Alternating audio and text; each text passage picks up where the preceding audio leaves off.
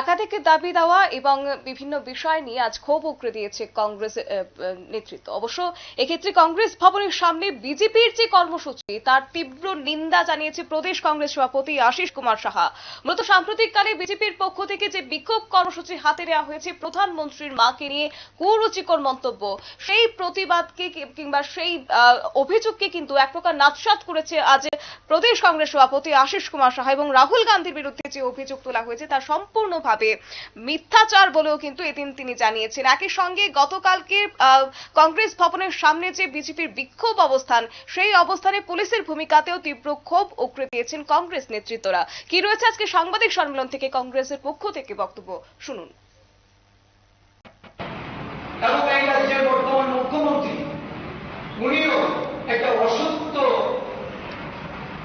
বক্তব্য তুলে ধরে রাহুল গান্ধীজির মন্তব্য উনি এই রাজ্যের সাধারণ মানুষের কাছে এটা উনি তুলে ধরেছেন এবং যে ভাষায় তারা কথা বলছেন, তাদের দলের বিভিন্ন নেতৃত্বরা তাদেরকে যেভাবে উস্কানি দিয়ে উত্তেজিত করে এই গতকালকের কর্মসূচি এখানে সংগঠিত করা হয়েছে, একটা বিরোধী রাজনৈতিক দলে তাদের প্রধান কার্যালয়।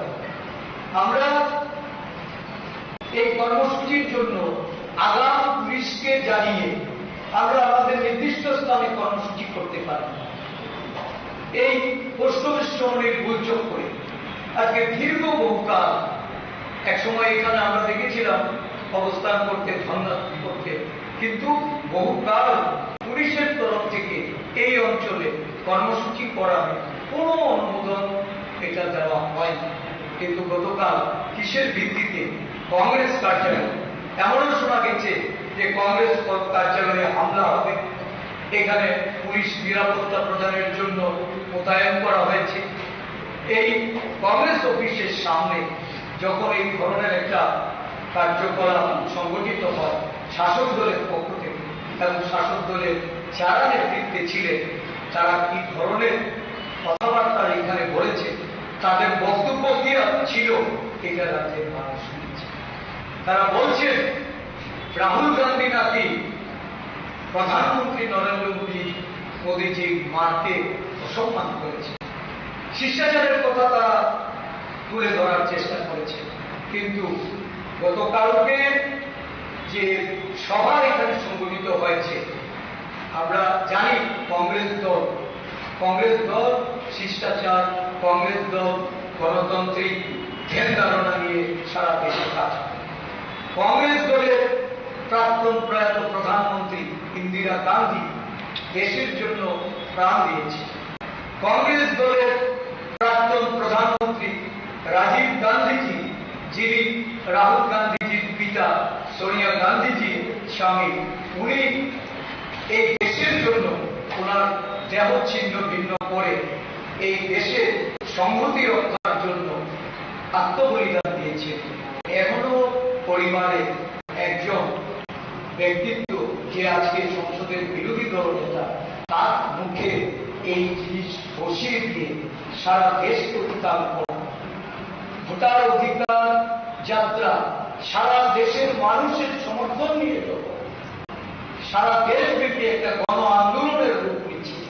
মানুষের দৃষ্টি ঘোরানোর জন্য এই ধরনের একটা ষড়যন্ত্র, অপপ্রয়াস, এবং সেখানে সোনিয়াজি সম্পর্কে যে ধরনের মন্তব্য এই শাসক দলের নেতৃত্বে তাদের মুখ থেকে বেরিয়ে এসেছে, এটাকে শিষ্টাচার বলা, এটা কোনো গণতান্ত্রিক দলের কর্মসূচি হতে পারে?